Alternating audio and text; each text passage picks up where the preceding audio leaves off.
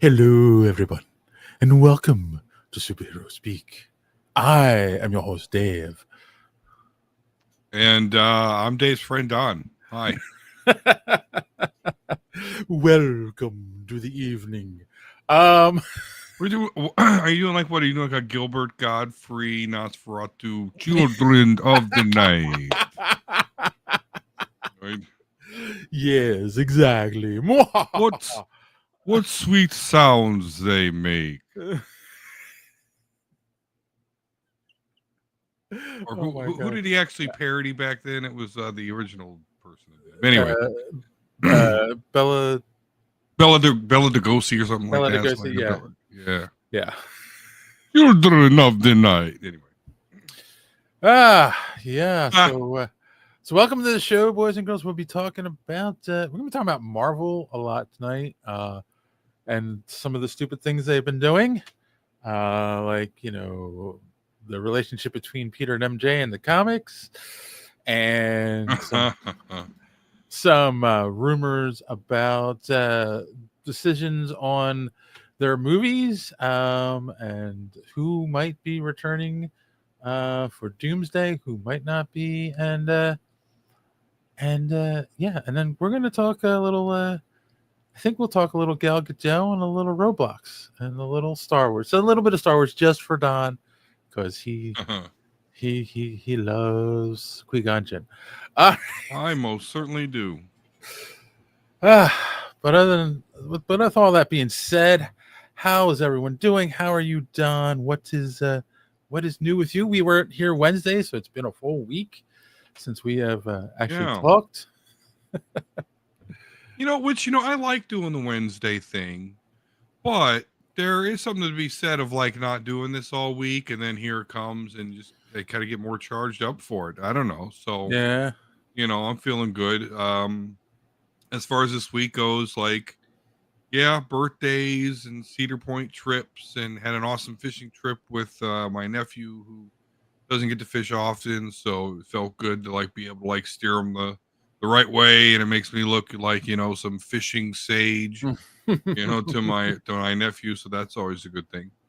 Um, yeah, but good to be talking. Seems like a bunch of just stuff came out of nowhere. So Yeah. I'm glad to be talking about it with you, buddy. How about you? How's your week been? I can't remember it. Oh no. No, it's one of those weeks where like it's funny, everyone is no one everyone uh talks about OCD and that kind of stuff, but it's like no, we're creatures of habit. Like we get into routines no matter what they are. Yeah. And when those routines get uh disturbed, it kind of like throws you off. So um my girlfriend's son who goes away to school, it was move-in day for him today, and she had a lot of stuff to do to get ready to get him moved up there. So I went over to her house on Thursday like I normally do for dinner, and then we ended up going out Friday night. And I thought I was going to spend the night Friday, but then she was like, "Nah, I got too much to do." So like I haven't seen her all weekend. I just talked to her for 20 minutes before the show. I haven't even talked to her all day because she was busy, moving him up and all Yeah. that stuff. So it's just like I'm like all all discombobulated, and but I'll live. It's just one of those Yeah. things. But yeah, other than that, I really haven't done much. I mean, I did finish a painting last night. That's another thing. I was up late working on a painting. I haven't posted it yet on social media, but um, it's just like a Halloween kind of themed thing. So it's weird, right? Because it's August, Yeah. but it is August. So, October, Halloween is starting to get the Christmas treatment though. Like people starting to oh gear up yeah, for that shit pretty early. oh I know. And like now that I like paint and I go to places like uh, Hobby Lobby and Michael's to buy supplies, people who craft start doing stuff for the season early because they're making things for Halloween, right? So they start now. If they're going to make all the decorations and whatnot. So like, yeah, all those places have all their fall and Halloween stuff out. I'm like, oh, but then I'm like, it makes sense, So Yeah. um, I do love me some Hobby Lobby. I really do. Because I like Gundams, and they have a section for Gundams, which is awesome. They have a nice model And section, yeah. yeah, absolutely. I've got some Star Wars stuff from there, which is great. And then they even have sections with like Marvel and DC and comic, just so much, pictures and yeah. stuff. But the reason I do not patronize it more is because every time I'm near or think of a Hobby Lobby, It's on a it's Sunday Sunday. and they're fucking closed. As a Christian, you should appreciate that. Oh, okay.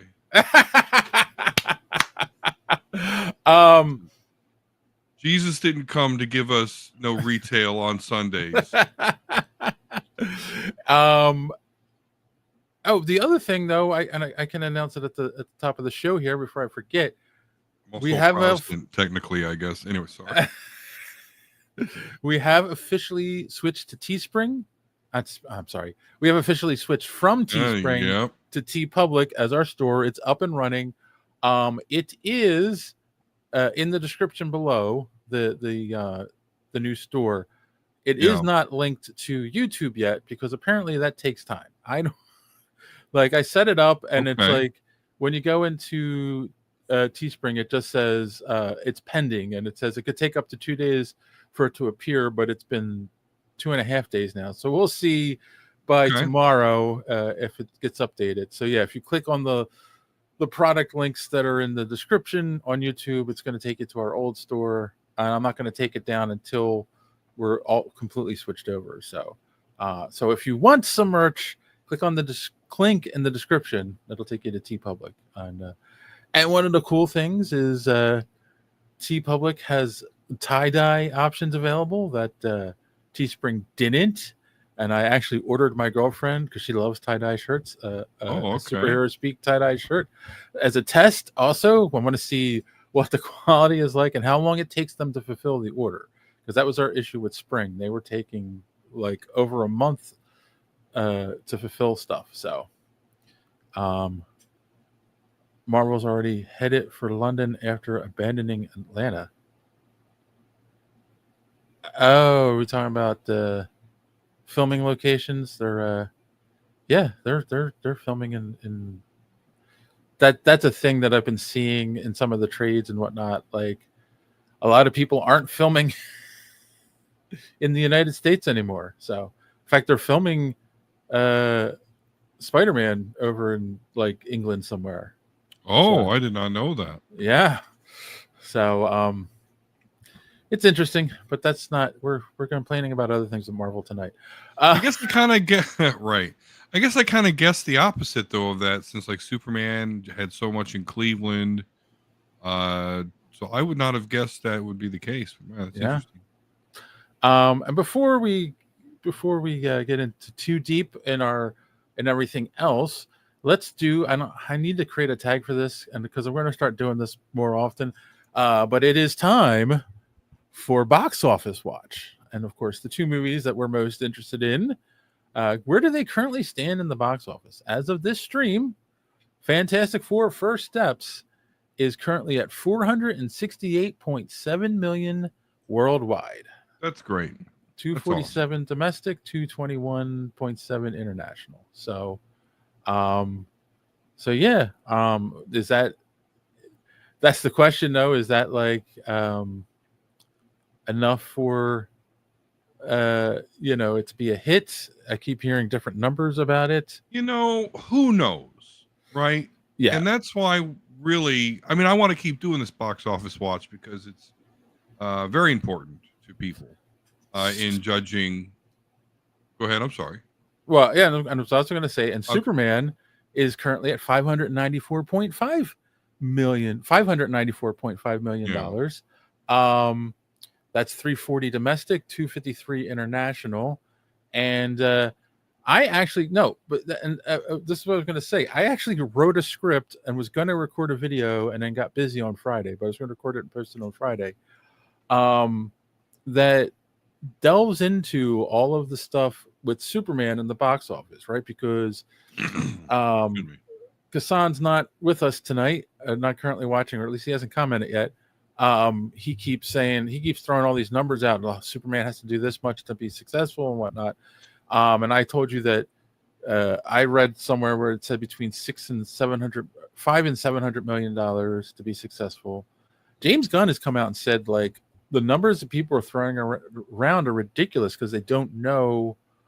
Right. They really don't know how this all works. Yeah. And actually, hold on, I've got it here. Part of the problem is that the people estimated 200 million for promotion, and they actually have come out and said that that's half. It was actually 100 million they only spent on promotion. Okay. And then the other thing is the production budget after tax rebates was only 225 million. So well, there you go. So it nearly was double their money. Yeah, it was like 350 million to break even. So yeah, they're over 600. They're near 600 million. So yeah, But all that KPIs are great there. I'm sorry, that's analyst speak. I'm sorry, that's what I do for a living. But anyway, all that's great. But to me, you just need to pay attention to one other metric. Do they make another one? And no studio. Right. So if they make money, if they make another one, we know they made money. The thing that James Gunn said in the interview that I was using as a reference to the video, and I'm probably still going to do the video. We'll see. But maybe make it more about video budgets and movie budgets and profit in general. He basically pointed out, like, no one's going to start a new universe, launch a new DC universe, expecting the first movie's got to make $1 billion to be successful. Like, they would never greenlight that. That's ridiculous. Yeah. Like, it's a huge gamble. Of course, these numbers are ridiculous. He said, he said the most they're going to probably gamble on is like 500 million. So I've got a feeling that's probably closer to the number they actually needed to make to be considered successful. So, yeah, like everyone who keeps throwing around these traditional, they need to make this much money. I think needs to like stop saying, "Oh, I know what I'm talking about." Because if you did, you'd be a Hollywood exec, right. So. Right. So yeah, but that's it. That's the box office stuff. We'll keep an eye on it. Though Superman's going to be on digital shortly with this month. Soon. Yeah. Yep. But here's the thing. I think it is still going to be in the theaters while it goes to digital. So we shall see. But on that note, speaking of things that don't make a lot of sense, here's our good friend Darth Don to tell you where you can find more superhero speak. Darth Don here. And you must subscribe to Superhero Speak if you haven't already. And if you have already, make another account and subscribe again. You also will like video. And while you're on the HoloNet, go to superheroespeak.com, find the links to our merch, and purchase one of our shirts. Don't skimp on the shipping, or else I will trap you in a box with an agitated gundog named Brie Larson. I would just force lightning you, but we don't have that in the effects budget. Now, back to the show.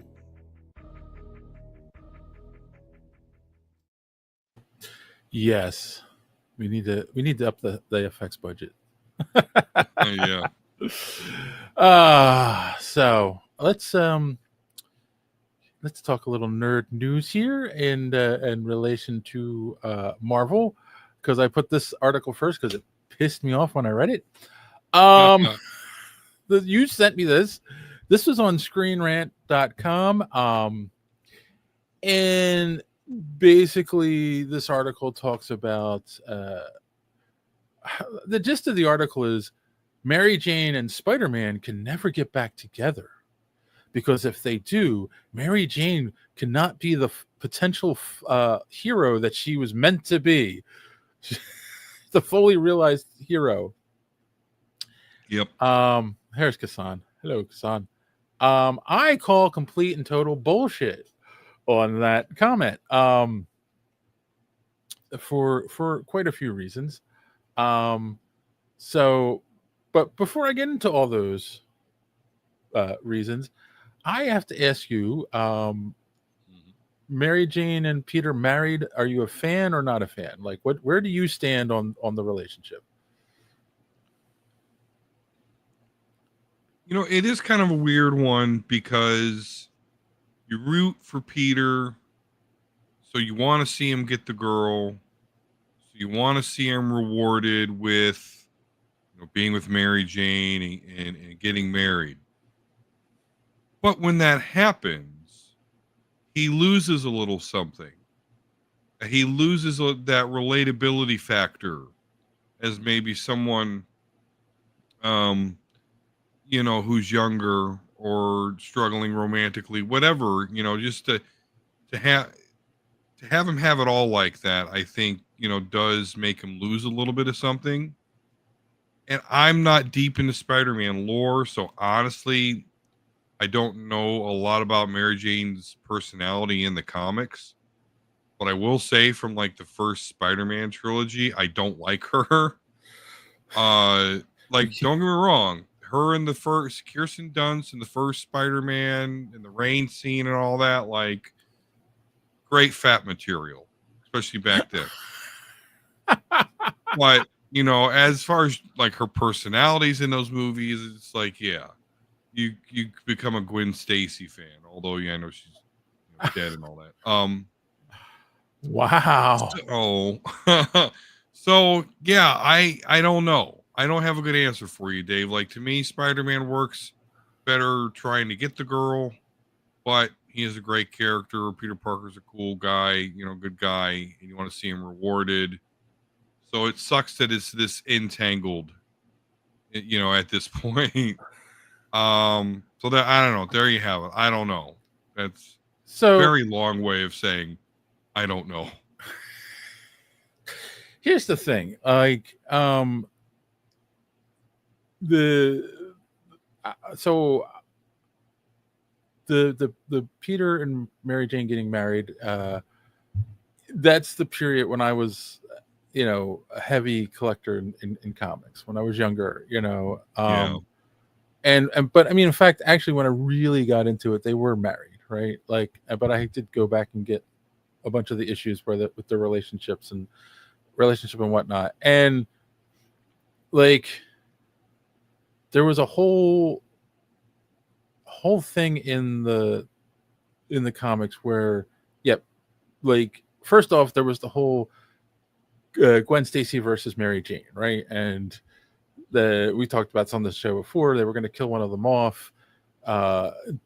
Stanley apparently was leaving to go somewhere and said, while he was gone, you guys decide whatever you decide is fine with me, to the editors. And of course they killed off Gwen Stacy most famously. And and he always said where, like, Gwen Stacy was the girl next door that you wanted to marry, you took home to mom and dad, and Mary Jane was the party girl, and he's like, oh, you kept the party girl.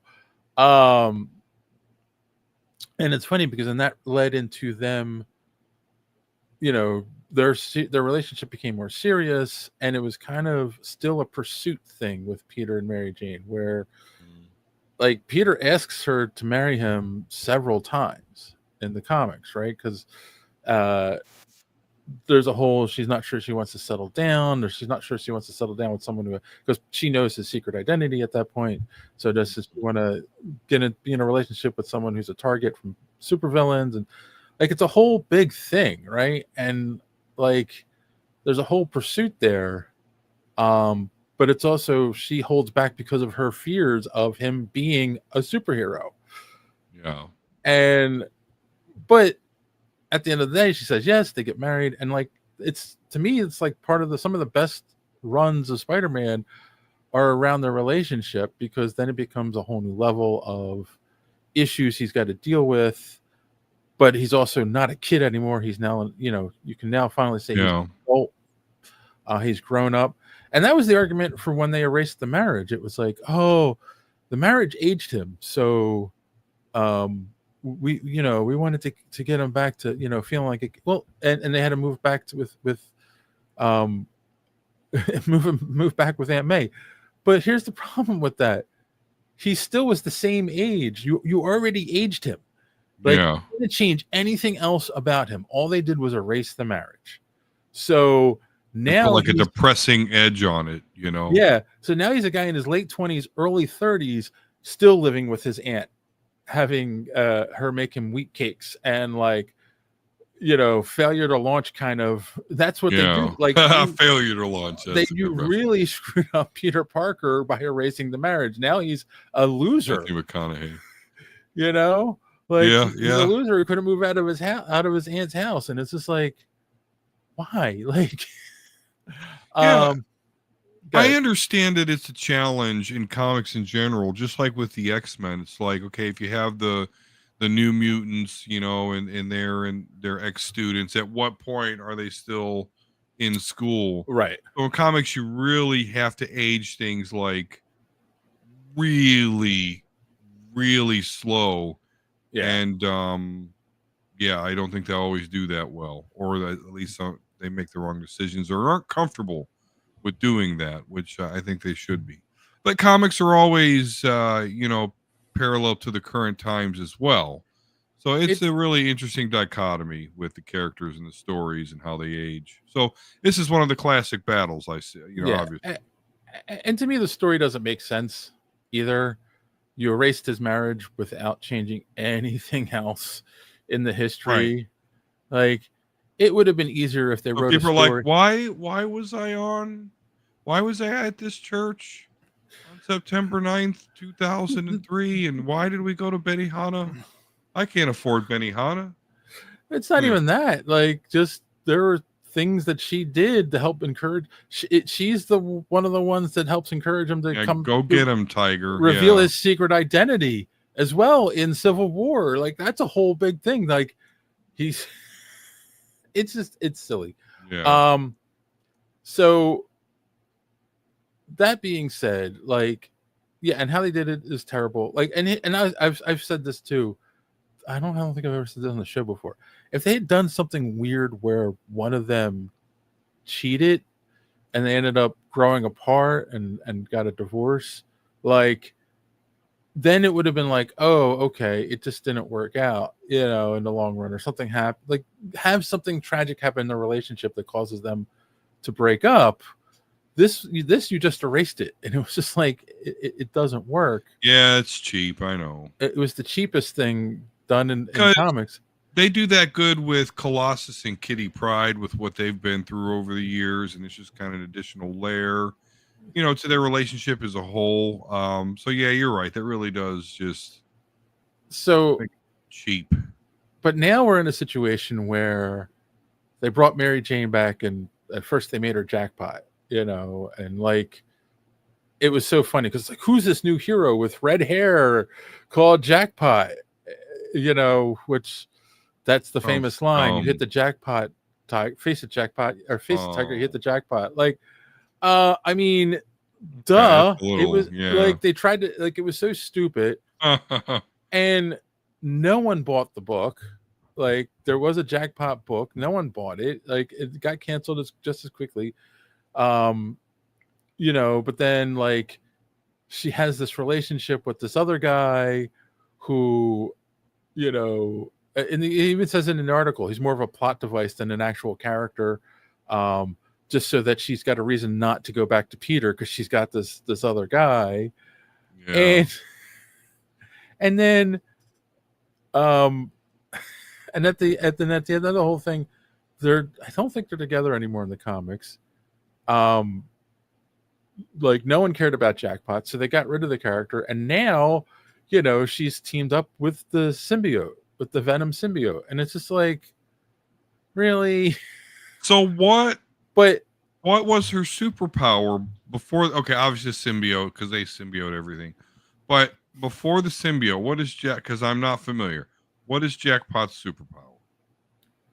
I don't know. I don't know. I don't think she had a superpower. I thought it was like luck or something, but I don't Oh think. my god! Or the domino Yeah. mutant power. Um, That all sounds fucking horrible. Wow.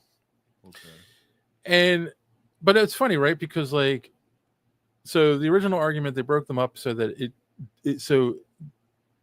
it didn't age Peter, but he was already aged, and it didn't work. And people have said that like over and over again. Like, yeah, no, it didn't make him young again. Like if they had reset him back to being in high school, then it would have been different. But then it would have been like you screwed up with the entire MCU timeline, and yeah, like that wouldn't have worked either. So that was the first excuse. Then the second excuse is what you were saying, right? Like, oh, you've seen some of the writers say that, like, oh, well, Peter's better a character who struggles. It's like, well, he can struggle in a marriage too. Like everyone struggles in a marriage. It's like, oh, he's kind of rewarded if he's married, and it's like, yeah. you got a weird view of marriage. Like, yeah, okay, can it be a reward at times? Yes, but like, there's a lot more to it than just happily ever after. Which I thought was one of the things that made their marriage interesting, because they explored what happens in happily ever after a lot. Yeah. And now, you get articles like this from Screen Rant, like, oh, they can't get back together because then she can't be the hero she's meant to be. No one gives a crap. So I feel like at this point, it's become the fans want them back together. I honestly feel most Peter fans want the marriage restored. So what they do is they bring her back as Jackpot, and they kind of like tease that there's still chemistry between them. But then they're not together because she's got this Paul guy she's dating, and then something else happens. Yeah. You think they're gonna get that back together, and then it's like, nah, see, this happened. Like, they're using that now as a way to trick readers into selling books, and they're going to keep doing it until people stop going, okay, this isn't, I've seen this trick 100 times already. I'm going to stop reading because of it. And once that happens, then they'll get back together, And how do I know this? The Clone Saga. Good old Clone Saga. Took up a huge percentage of the 90s story. It was supposed to be like, a 6-issue arc or something originally. I mean, it really was responsible for solidifying my dislike of Spider-Man, to be honest with you. But when that was my prime time. When we had Tom DeFalco on the podcast, Tom and Ron Friends, they talked about the Clone Saga. And now Tom was the editor-in-chief at the time, and so it wasn't like they were working on the book anymore, the two of them. Yeah. But Tom DeFalco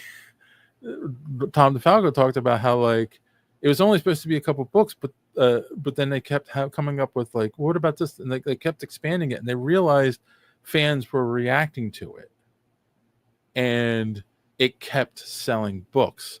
So they kept throwing all these twists and turns in it to keep it going longer and longer to sell more books.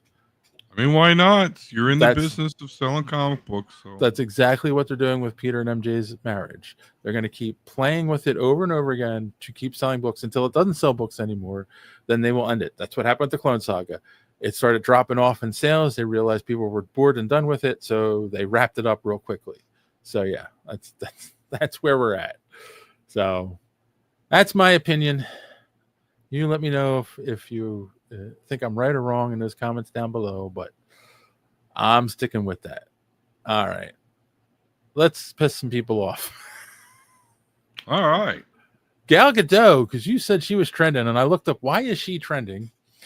And apparently she recently did an interview, and long story short, without getting into too much, um, it was revealed that part of the problem, in her opinion, the reason that Snow White movie didn't do so well is there was pressure from people, especially at Disney, to speak out against Israel while they were promoting the movie because of what's going on over, over on that side of the world. And I think that is right and wrong. I do think that played a part in it, right? Because it's one of the reasons people can't stand the what's her name, Rachel Zellweger or whatever, because she is outspoken about so many different things, and she's really not. She doesn't have enough talent for the checks that her mouth is writing. So, and she did talk about it a lot, and like, regardless of what your opinion is on the current state of the conflict over there are people that support one side and there are people who support the other. And as soon as you come out on one side, you alienate everyone on the other side. We talked about this so much last week.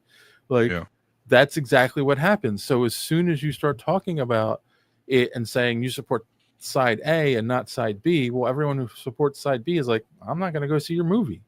Like, it's what happens. It's just how the world is. So it's best to just not talk about it. That being said, I think it was a terrible movie. Anyway, it got panned in reviews. It was, it took forever for it to come out, and Rachel Zegler doesn't have any real talent to play Snow White. But that's why I think she was only half right with her answer. But what did you think of the controversy and should people promoting a movie talk about political things? No, I don't think they should whatsoever. And I really don't appreciate, that being thrust upon an actor just because they're from a country that they're somehow obligated to speak out against it. Don't get me wrong. This is coming from someone who's saying, hey, Israel's committing genocide. But at the same time, if somebody's an actor, they're doing a job, it's like that's not their responsibility to get political to help you feel better or one way or the other. It's just not. Well, let's say, right, because that's the thing too. It's unfair to Gal Gadot because she is from Israel, right? Like, they wanted to force her to speak out against the country she's from. Imagine if Canada did something that people didn't agree with, and Ryan Reynolds coming out and going, "Oh yeah, Canada sucks." Like, he's never going to do that. It's the same thing. That's a major faux pas for United States citizens, though. Whether anyone remembers it or not, but it's a major faux pas for us, any of us, to go to another country and talk bad about our own. And now that's very old school and all that, but I'm telling you, it is what it is. So to expect that of somebody is ridiculous. Did it have anything to do with the movie? Fuck no. The movie just sucked. Okay, if the movie was awesome, my girls would watch it. Okay, they like Beauty and the Beast, that remake, like all that. They're into all of that, and they just didn't like it. And nothing to do. They didn't say, "Hey, well, Daddy, Gal Gadot didn't denounce Israel or nothing, so I don't want to watch that." No, don't give a shit. She could be a serial murderer. They would never know, and they would still want to watch the movie who was good. So, Kassan says Gal Gadot can't sing. This was a musical. She can't sing. She can't act. Why was she even cast? Because she's hot. That's debatable. But you want to kick her out of bed? Come on. I'm not into the skinniness, but don't get me wrong. As Wonder Woman, she kind of did something for me there. But as this evil queen, and I've never seen the movie, but I don't know. I kind of get it because I think Gal Gadot is kind of a stoic actor. That's why, she only works as Wonder Woman, or this evil queen who, again, I remember the original cartoon was like a stoic person. So I'm not going to bag on the acting too much there.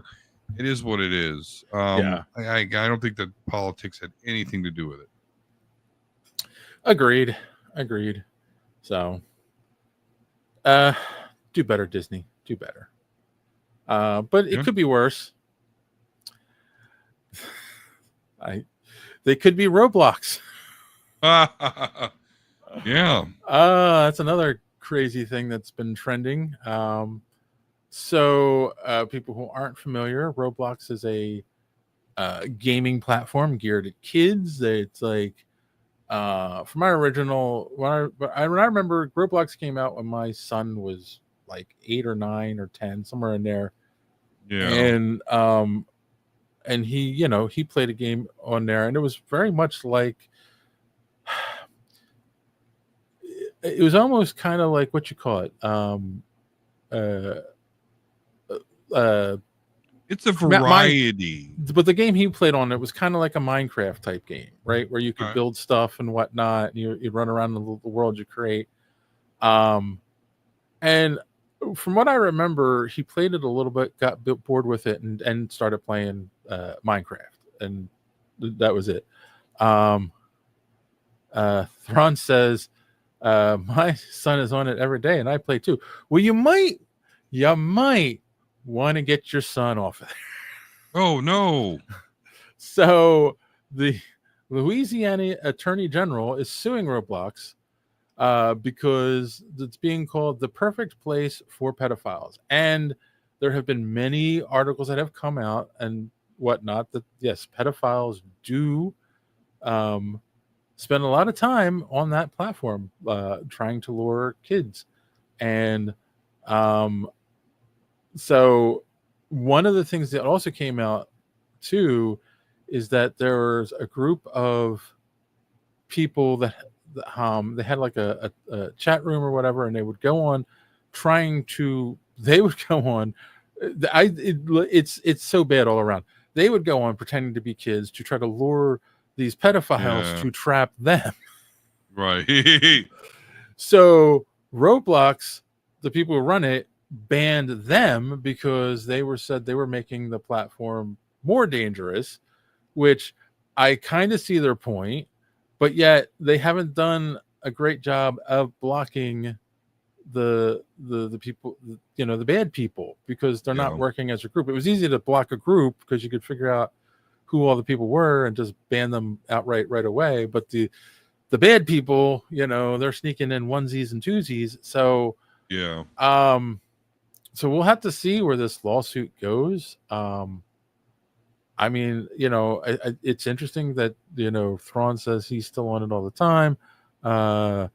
Kasan, I'm very familiar. My son plays tons of shitty games on Roblox. Every time he does, So I lose shitty. hope for the future of gamers. So there you go. Like it's still popular, very popular. I didn't realize it was still that popular.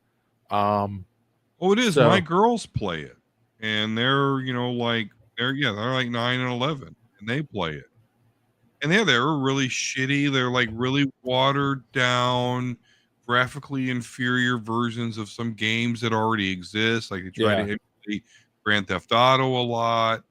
I for a time my kids were obsessed with this game where you're a spider, but you got a little human head on or whatever the hell. that just sounds creepy. Yeah, it is. But I don't know, kids like creepy shit nowadays. Or whatever. Either way, my girls still play this. And they're being very expressive. That's why like Roblox makes money because the kids all can I get some Roblox? Can I get $20 of Roblox? And they're not spending on anything but like appearance of their character or skin. Oh, skins, get this skin, that skin. Same thing with Fortnite. Same thing with Fortnite. Is it? Yeah, that popped in my head too. And because it's very expressive in that manner, and that's what kids nowadays really, really, really look forward to. But with this lawsuit, I mean, this is one of many like perfect pedophile playgrounds, if you want. Yeah. It's like, are you gonna sue the park or Well, whatever? this ties into another article I didn't include, but it's been making the rounds. So Mississippi put in a law that requires you to verify your age for certain websites. adult websites, right? And like now, of course, the state just comes out and says, you have to show your state ID Yeah. to be able to access the website. There are groups that are against it because it's like, now this website's going to have your ID on file. Right. So then but then it begs the question, well, maybe there should be, when you do get a state ID, you get a digital state ID. It is 2025 and it is time for something like that, like a digital state ID that is on the blockchain, that is linked to you, and that you can use, and they can check it and verify it, but they can't keep it because it lives on the blockchain. And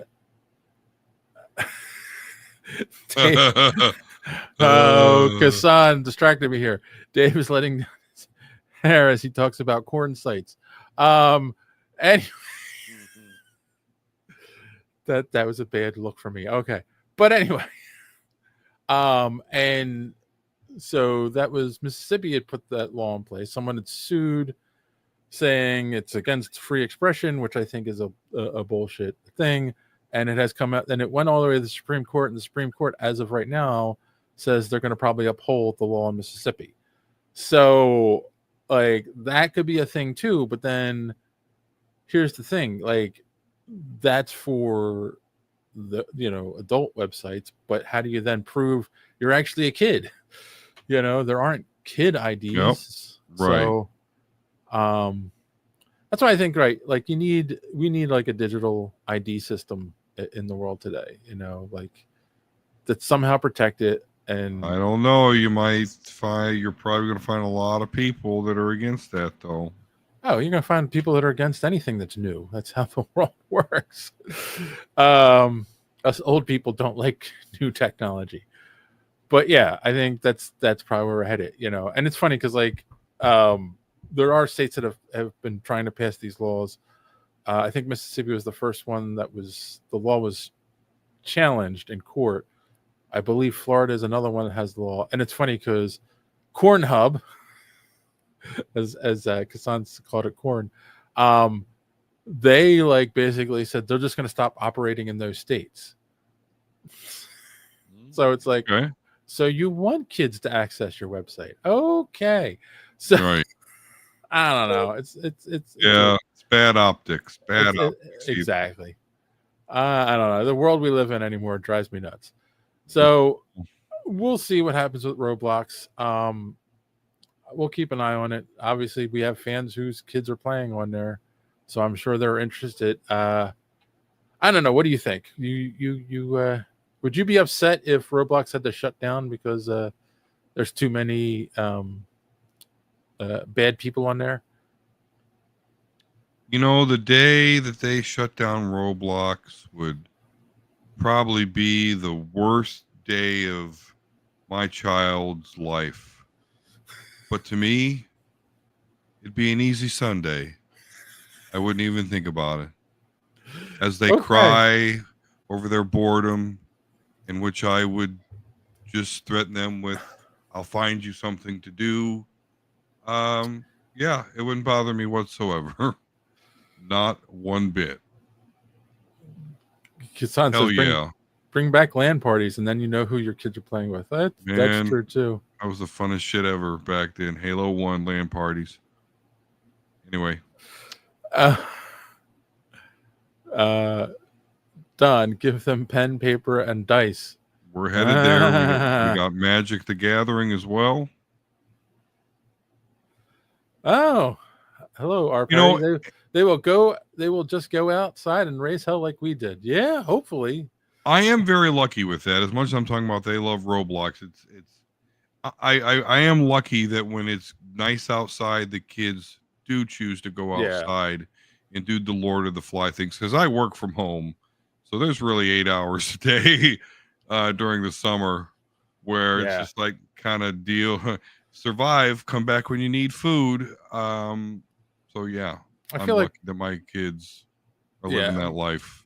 Yeah, my granddaughters do not go online. and play games like that at all. They're outside most of the time. Um, but I feel like you were going to say the day they turned down the day they shut down Roblox, which was the worst day in my child's life. But to me, it was Sunday. Exactly. Little M Bison for you. Yes. Thank you, R. Perry. So let's move on. What do we got next? Oh, this was the one you brought up. Qui-Gon Jinn is now the most powerful Jedi. There, Don. What's that about? Well, no, I don't. Not most powerful Jedi. I think that's very subjective. But what this now canonical story reveals is that Mace Windu and Qui-Gon and others, but Mace Windu and Qui-Gon really kind of being the focal points here. Qui-Gon was able to sense something through the Force that Mace Windu and another like Jedi Master couldn't. And so what the importance of this is that it displays that Qui-Gon really did have more of a connection and understanding of the living Force, the Force in general, than the top Jedi Council members that, scorned him for not always listening to them, because again, he listened to the living Force.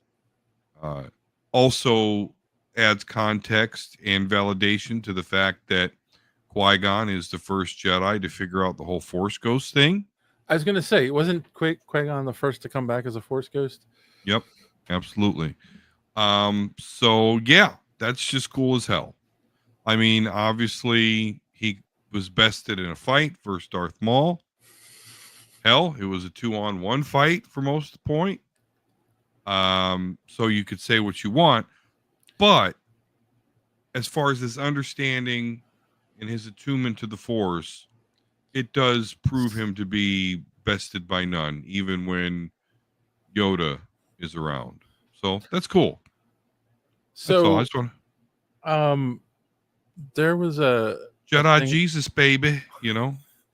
Speaking of Qui-Gon losing, though, there's a thing I saw not that long ago where it was Dave Filoni, I believe, talking about a conversation he had with George Lucas and about like who's more powerful and whatnot with the Force and like how that all works and whatnot. And basically, George Lucas said it doesn't matter how quote unquote powerful you are and how much you've trained or whatnot. Yeah. If the Force wants you to win a fight, you win. If you're supposed to lose, you lose. Like, kind of giving it a sentient type, vibe, and making it like basically, the Star Wars universe's version of God, where it's like, but it's picking winners and losers. And I was like, oh, that's an interesting thought. So, and when you think about it, Qui-Gon was destined to lose the fight so that he would be trained by Obi-Wan. So Anakin would be trained by Obi-Wan. Like that was the destined path for Anakin, So Yeah, and I get it, but Qui-Gon was also kind of aging versus, true. Prime Zabrakian Sith Lord. I saw an interesting thing today too, and I was just like, it was a meme, and it was like, I was today years old when I realized that Return of the Jedi isn't referring to Luke. It's referring to Darth Vader returning to being Anakin Skywalker. I'm like, yeah, it took you that long to figure that out. Right. Hey, yeah. Welcome. Glad you're here. Yeah. So Kasana asks, so the Force doesn't allow free will? The Sith Lords aren't evil? I don't know. Maybe they are. Maybe they aren't. It depends on your definition of evil. Yeah. So, all right. But yeah, I don't know. I thought he's one of the most powerful because he was the first to figure out how to come back. So, um, I think that's I I think just that's an think as a important. matter of being attuned to what the Force wants, which is, which is analogous, to the Last Jedi, where Yeah. it's like Luke is like, yeah, the Jedi sucked. They didn't really know what the Force wanted. I'm paraphrasing, obviously. Uh-huh. And Qui-Gon kind of proves that. Like he went up against the Council time and time again, but history and time has proven that he again was more attuned to what the Force wanted. Yeah. All right. Um. Oh yeah, Okay. I'm sorry, I missed this one. Yes, I love George Lucas. I love what he created. Kassan says sometimes George Lucas Yes. should keep his musings to himself. Absolutely. Absolutely. Yeah. If you ever saw um the read the story that was this originally supposed to be the sequel besides Empire Strikes Back. And if you read any of the stuff that he proposed for the sequel trilogy, you would 100% agree. Sometimes, just like he needs to know when to stop talking. Um, Speaking of people that need to know when to stop talking, I don't know how true this is, but Bo DeMeo, the creator of X-Men '97, a show that Masterpiece. we love on X-Men 97. this podcast, put a post out on X, and basically, was answering a question of those asking why I'm not so hard on Superman. The answer is I never worked with Gunn or DC, but then goes on a rant about Marvel and basically talks about who is it? Kevin Feige and the who's the other guy over at Marvel. There's another guy over at Marvel that like Feige and Lewis. Favreau?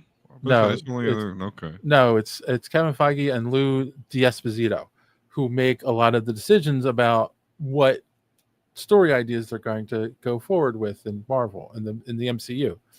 And he proposed a Blade story, and he goes into some detail about what his story is. It has Deacon. It starts out with Deacon, and I don't know. I didn't read the whole thing. I started reading it, and I just wanted to skip to the end. Basically, he was saying that D'Esposito shot down his idea, saying it was too comic booky. Yeah. That it was too much like the comics, and he didn't think it was a good idea, and so they shot down his proposal for the Blade movie. Now, the thing I got to say about it is, one, I do think it could, like, we don't know if this story is true or not, because he obviously has a bone to pick with Marvel at this point with what they did to him. Two, we don't know if it's true when he did it, because they might have already been talking about firing him and he presented the story. So they just came up with an excuse to reject it. So I'm kind of waiting to see if anyone else comes out and says they proposed an idea for a movie and they were told it was too comic booky. Because I think that would like confirm it.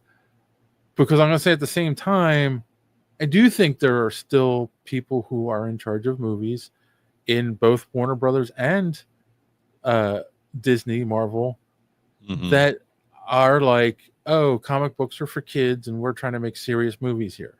Yeah. Which I think is a dumb is their names. I think it's a dumb attitude at this point, because the movies that do mirror the comics, These closely, kids are now 50 years old.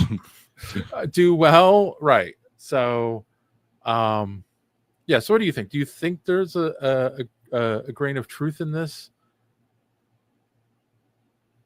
Well, I mean, I know Bo DeMeo is down on Marvel, and he's spoken about being too comic book minded with the X-Men 97, which I refer to it as a masterpiece. So, and I've spoken on this show before about how I'm troubled by how all that went down, and troubled by his claims that, you know, he's being told not to be too comic booky, basically. So Yeah. to hear that his proposal for Blade was shot down for being too comic booky, that does anger me. I don't know if anger is maybe a strong word, but I'm just like, come on, because look at the success of Superman. That was very Yeah. comic booky. It was. So that's a dumb criticism, especially when your IP farm is comic books. So yeah, next thing, sounds like Bo DeMayo and Rob Liefeld need to come up with some sort of like anti-Marvel boy band. Okay. And then third thing is that writing a Blade movie is really like hitting, you know, like a baseball off a tee. Like, here, I'm going to write a Blade movie right now for you, Dave. Are you ready? Wesley Snipes looks fucking cool, killing a lot of fucking vampires. Says some really cool fucking lines. Does something really fucking cool to some head vampire guy. Black leather sunglasses, shiny bladed weaponry. Here we go. It's all right. Okay. That's my thoughts on that. Okay. Well, I don't feel like there wasn't enough of a story fleshed out. So you might want to work on that. Okay. That being said, I do think, like, yeah, I don't. First off, like, wait. First off, I'm sorry, I gotta back up.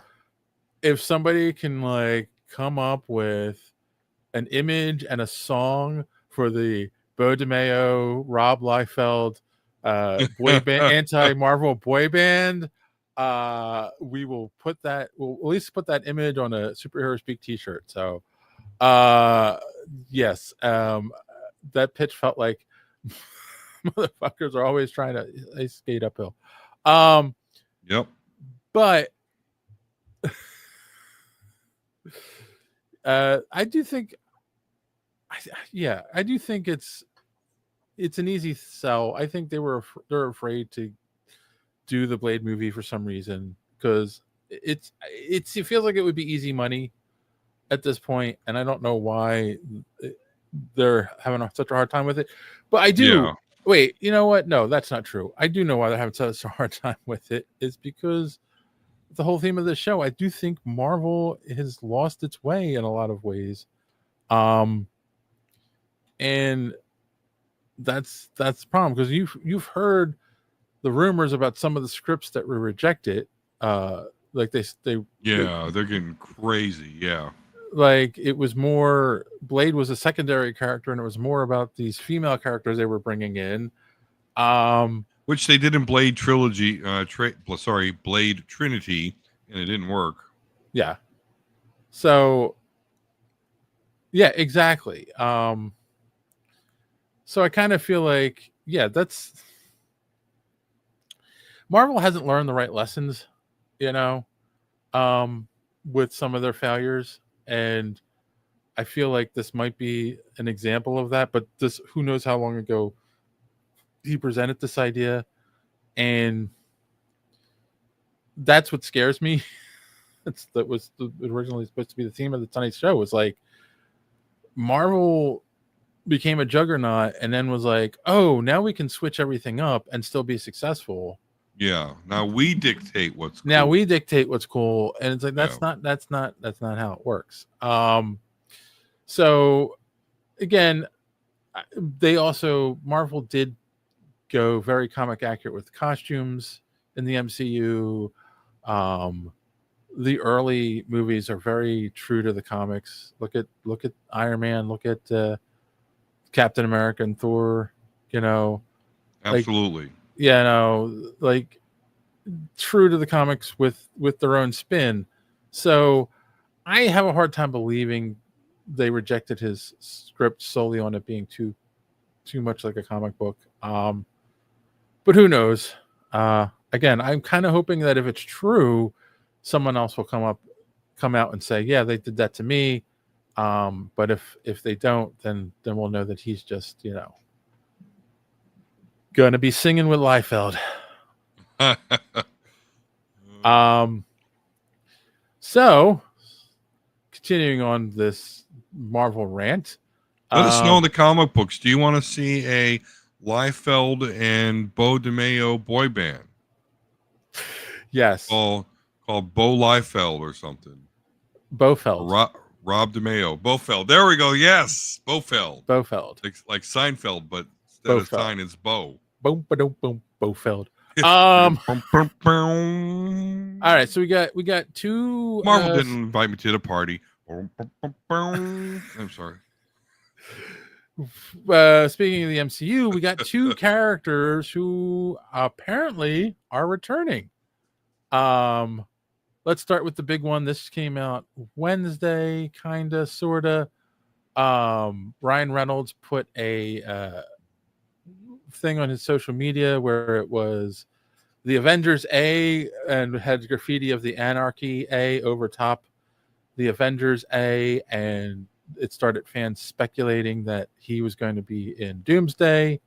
And apparently people have talked with his people, not him directly, but his people he works with, his I guess agents or whatever, and they have said more or less that yes, he is in Doomsday. And there's a rumor that on the 27th the full cast for Doomsday will be finally released. Like what we got, that trailer little video we got was not the full cast. That on the 27th of this month, the entire cast will be revealed of Doomsday, and apparently at least Deadpool Ryan Reynolds will be on there. And of course we already know that Gambit, played by Channing Tatum, is on the list. So we can only speculate that probably means at least Wolverine, Blade, and possibly Elektra will be coming back as well, and maybe Weapon X. So, not Weapon X. What's her name? X-23. X-23, otherwise known as Laura Kinney. Yes. Otherwise known as the Wolverine. Yes. So there's a chance because they've been dubbing them the Anarchy Avengers, and that's what they'll be. We'll see. We've talked about this on the show. There'd be fools not to have at least Ryan Reynolds in the movie at this point, even if it's a one scene cameo. Like there are people going to go just for that. Are you excited about the possibility of all of them coming in? I am. In fact, my big watch right now for that event that you speak of, where they're going to reveal everything, is I'm hoping beyond hope. I know I'm a spoiled, ex-boy fan, but I would love to see like Colossus. Now, I wonder if they're going to bring back, what was his name, Daniel Cudmore, that did it in the second and third X-Men movie, also Days of Future Past. But yeah, Deadpool's going to be there. I mean, he's got his own time travel device, TVA. Well, that's the question. Multiverse shit. Do they bring that Colossus in, or do they bring the Colossus in from the Deadpool movies? Whatever they want. I mean, they could do them both. Although I think it's easier to do. I think the person that does the acting for the CGI, Stefan Sompopovich, I'm sorry, he's way more into the character than the original Colossus actor. So if anything, I think they would just go with him, which is great because that's the more comic accurate one. Thrawn said he saw an article that says he won't be in either. I don't know. We'll see. Again, why did he post that then on social media, and why did his people say he was going to be in it? So we'll see. Thrawn on the 27th. Hopefully we'll have it's in 10 days. We'll have a good answer. Gambit's coming from his universe per se. Right. The other person that apparently she has said in an interview, there's more Scarlet Witch coming. Yeah. Elizabeth Olsen will continue to play the Scarlet Witch in post Avengers Secret Wars MCU. Yeah, I think these actors always kind of like they get to the point, like, oh, I'm done with that. The story's done. And I think about year 5 or 6 of not getting those paychecks, they start walking that back. Now, of course, I will say Go ahead, that the new this came from the Cosmic Circus. I don't know that publication or that website. And this is according to Alex Perez, who says that he talked to like her or someone in her camp. Okay, I thought it was a direct interview. No, it was he talked to someone in her camp. Said that yes, they are bringing her back post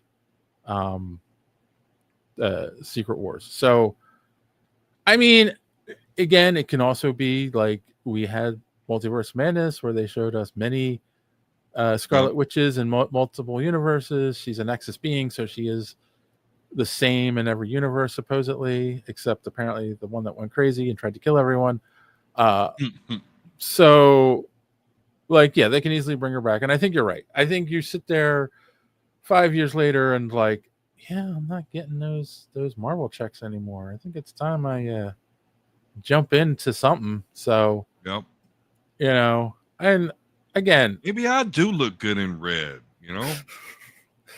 I think she needs a redemption arc, personally. I think she was a beloved character, and to have her be killed off the way she was in Multiverse of Madness and never come back, just, it's a low blow. So, okay. Yeah, I think she needs to come back and kill most of the mutants and kill millions of mutants. So she needs to say no more mutants. No more mutants. Yeah, did you notice how her accent got less and less as the movies went on too? So, yeah, they dropped it for sure. Yeah. And then so finally, you had said that we should start a Young Avengers watch because we have been our Mephisto watch has been fulfilled. Yes, we got Mephisto, so we don't need Mephisto watch anymore. Sorry, John. We now have Young Avengers watch, but apparently this is a rumor, or I can't remember. Is this a rumor or is this definitely confirmed? That's a rumor, I thought, when I read it. Yes. I think everything's a rumor anymore. So the rumor is that the trailers lie to us anymore. Shit. Yeah, true. The Young Avengers will get their debut in Marvel Zombies. And that's what's the word I'm looking for? That kind of sucks. Like, I'm sorry. Like, the first Marvel Zombies. You want to see a full-blown new Young Avengers? I want to see the show, Young Avengers, movie. A show. I think they could do a Netflix show. Or no, Netflix. Like I don't even need a 6-episode arc. I need like a 2-hour special or an hour and a half special on Disney Plus of them coming together to take care of a small threat that the Avengers are too busy, or whoever is too busy to take care of, and then boom, they're in the universe, and then we can call on them, later on. Because again, don't show Kamala Khan and Kate Bishop getting together and saying they want to form a team, and then leave us hanging. But that also being said, like Marvel Zombies, have you read Marvel? Like, are you a big Marvel Zombies fan? No, I'm not a big fan of like macabre shit like that. So no. Yeah. I thought the first, like when I first heard it, I'm like, it seems weird, and it seemed kind of popular, and I had people read it. Then they kept like trying to bring it back over and over again, and I don't think that it was as popular as the first run that they did. Like I felt like they were beating a dead horse after a while, and then it just kind of dropped it and it was done. Dead horse. Yeah, it's pun intended. So when they said they were doing a Marvel Zombies cartoon based on the one scene in What If, I was just like, why? And like And here's the thing too, it's Marvel's zombies, right? Like the story is there's a virus that takes over the earth, and the characters start becoming zombies, and it's like who's left is fighting the zombies and whatnot. Are they going to bring in the Young Avengers as zombies? Like, Right. who cares at that point?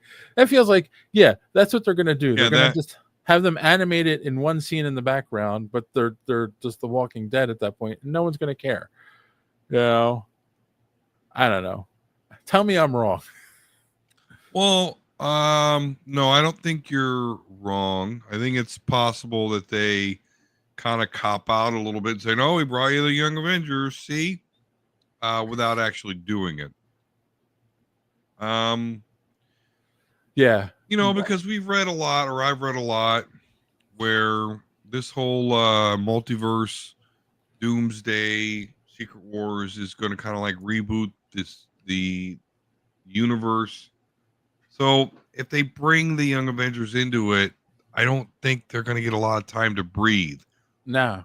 So I could see them just, here they are. Yep. Look at that.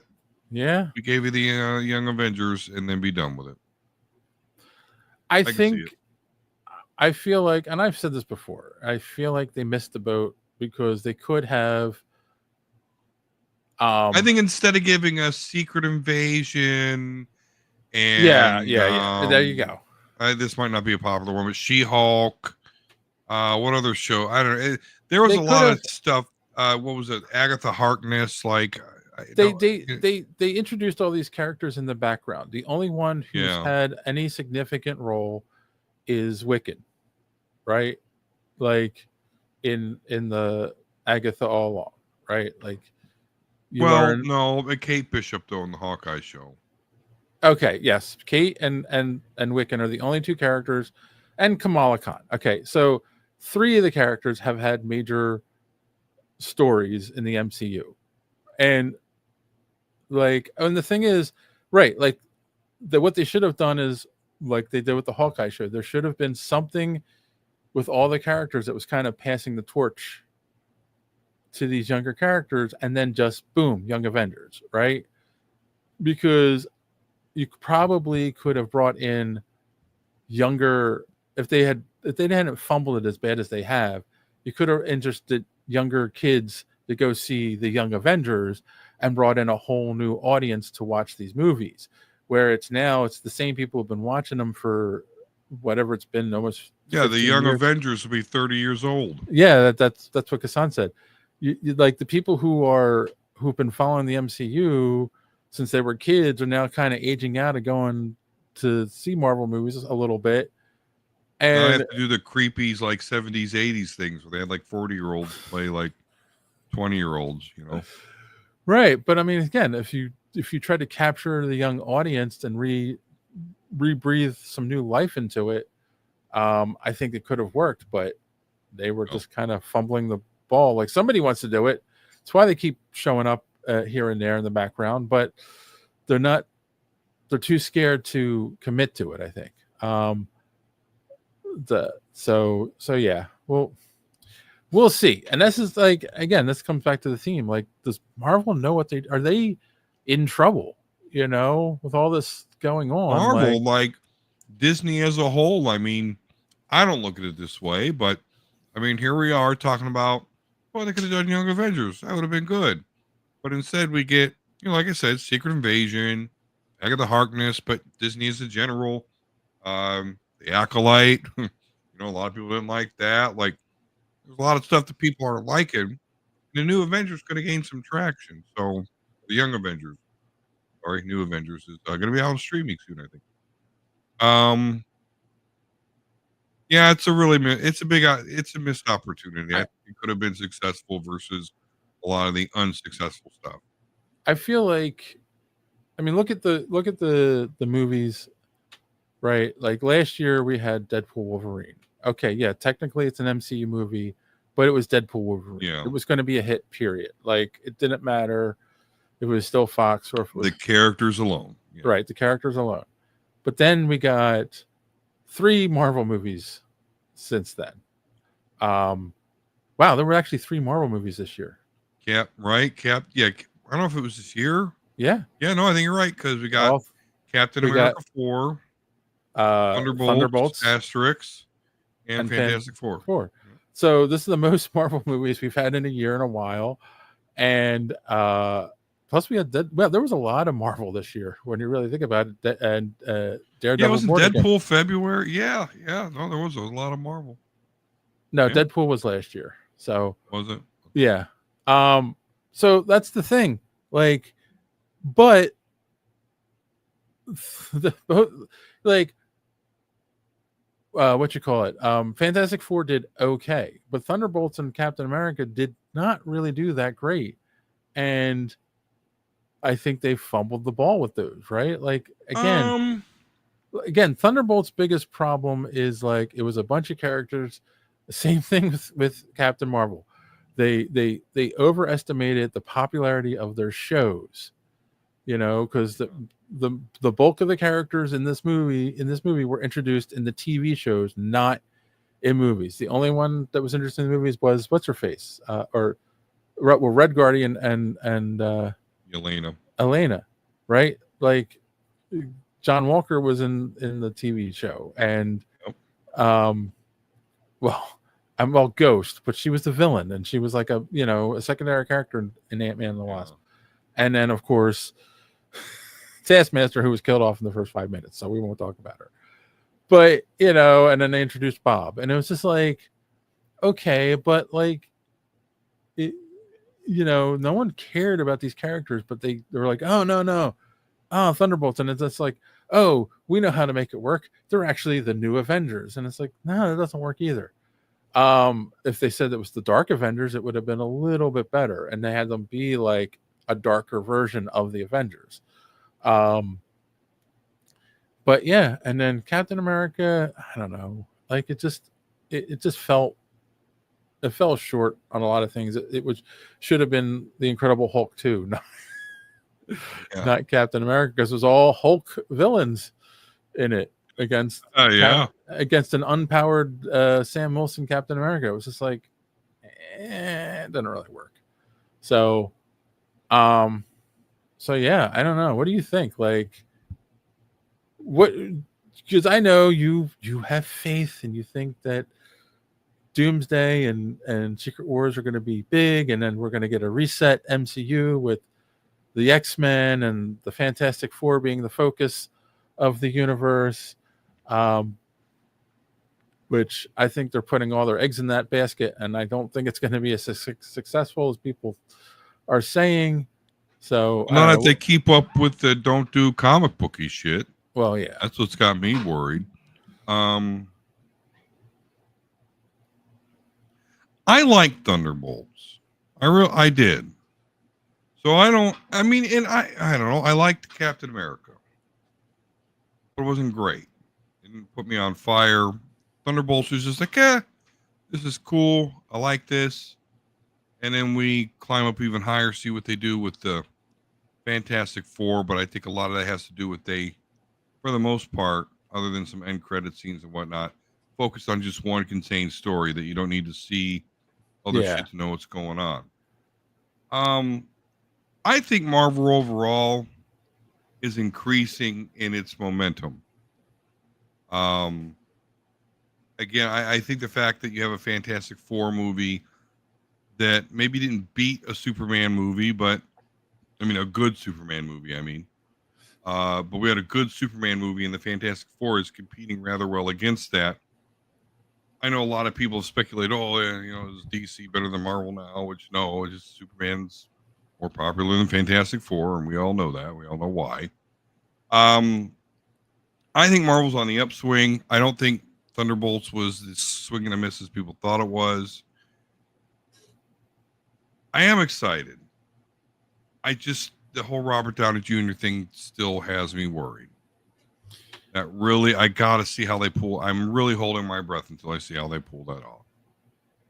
I think the problem is that when the MCU started and they didn't know what their future was, and they were, weren't sure if they were going to be successful or not. They were movies made by people who were passionate about the characters and the projects making good movies for everyone and honoring comic book fans. Right, but like John Now, Favreau is really the pioneer here, though. right. I feel Brought like in Iron Man, comic book accurate, the way it looked, and I said, okay, let's go. I feel like now they're making movies for the MCU fan. And they think they're making movies for the MCU fan, and they lost their way. They're not looking at each movie as like, is this a good movie that appeals to the broad audience and honors the characters that we're representing? They're looking at, is this work good in the MCU, and are the MCU fans going to be happy? And I think some of these movies, the answer has been no. And and instead of taking that feedback and going, let's learn from this and correct course. And Fantastic Four in some ways feels like it is a correction of the course, because they said, okay, we're going to put them in a pocket universe so we can create a movie that deals with that we're passionate about these characters and tells a good story that honors the comic book fans. But they had two not so good movies, and I know I'm not saying they're terrible, but they're not like the shining stars of the MCU movies that came out right before it. So people were already like, I'm not sure if I'm going to spend now money on a third movie that I'm not sure about, So I think if they keep making movies like the Fantastic Four going forward, it'll correct the course. But we'll see. I don't know. I'm cautiously kind of optimistic. We'll see what Doomsday is like, because again, that feels like a stunt. Again, Robert Downey Jr. as Doom is that really creeps my crawl. All the money they have to spend on him to do it. And if you were going to do it, then fucking bring back Iron Man, and we'll all be hyped for it. Yeah, and it's funny because it's like that's one of the things I keep seeing is they keep talking about Doom's motivation and blah blah blah blah blah blah blah blah blah, and it feels like they're trying to make him the they tried to do it with Kang too, obviously, but they abandoned Kang, and that's their formula now, is where the villain is, from their mind, their viewpoint, what they're doing is good. The motivation for Dr. Doom, apparently, this is the rumor, again, we don't know, is that he sees the incursions happening and decides he wants to stop it so that it'll stop destroying the universe. And he feels that he needs a power to like bring everything together, and he goes after Franklin Richards to do it. But again, it's in his mind, it's a noble cause. Now, what would you think? Because I read something that said that it's leaking plot details, unnamed sources. What would you think if the reason for the incursion was because Captain America Steve Rogers with the Infinity Stones went back in time and stayed there? I saw that theory. What do you think of that? So we got Chris Evans, Robert Downey Jr. back in the mix. Chris Hemsworth, he's still Thorin. What is that like? But what does that mean, right? Like, does that mean? Because first off, if that's causing the incursions, then the TVA would have gone after him, right? Like, that's why I'm not buying that plot. Like, but the TVA monitors timelines, not universes. I don't think the TVA would have the wherewithal and awareness. I don't know. I feel like the TVA would have saw the incursions happening and been like, in the multiverse, great. Yeah, but also that being said, is then what do? You force Cap to come back to his time, come back to the future and abandon Peggy, and it's like then that becomes really sticky, They'll and give him a scroll to take his place so he could do both at the same time. yeah, it I don't know. I That's don't what they like. do in the comics, I bet. I don't know. It just feels like because then you're ruining the Chris Evans Captain America ending for the MCU in his mind. That was his thing. Cap got his happy ending, and that's the end of the story for Cap. So you're going to bring him back and erase the happy ending because it's causing. I don't know how much I don't know how much I believe that. I think it would be too difficult to make it work and not PO half of the Marvel fans. But I don't think they care that Good much luck. about pissing off Marvel fans anymore. No. Because again, it doesn't even make sense that he did it anyway. So Nick Fury married to a scroll? Why the fuck not? and again, everyone wanted to see his adventures of putting the stones back, especially when he ran into Red Skull, returning the Soul Stone. Like that. Everyone wants to see that, but of course, they didn't do that. So I don't know. We'll see. We'll see. We'll see on the 27th when they introduce the whole cast, and maybe it'll give us a better idea of possible plot details. But until then, I think we need to ask that question that we do every week. What did we learn on the show tonight? And or recommendations. So what do you got for me, Don? I learned a couple things. One was, I guess, actually pre-show. I was looking up on Google here, like what's trending, see if there's something comic book nerdy related trending that maybe I could talk about on the show. And I see Mercury versus Storm. I get excited. Like, oh, Storm and versus Mercury. That's a WNBA. That's the WNBA team mascot. So I learned that's not referring to the X-Men Storm.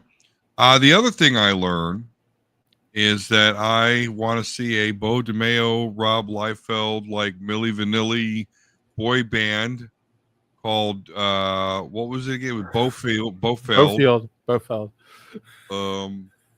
That will seem funny. So I have no recommendations.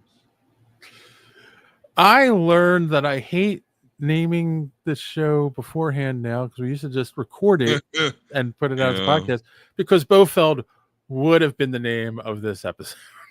I mean, you can go back and change it, can't you? I don't like to do that. I hear you. I get it. So yeah. I learned that I want to see Bofeld in concert when they come. I'll be right up close, front and center, singing along with them. Screw the MCU, ooh, screw the MCU. Yeah.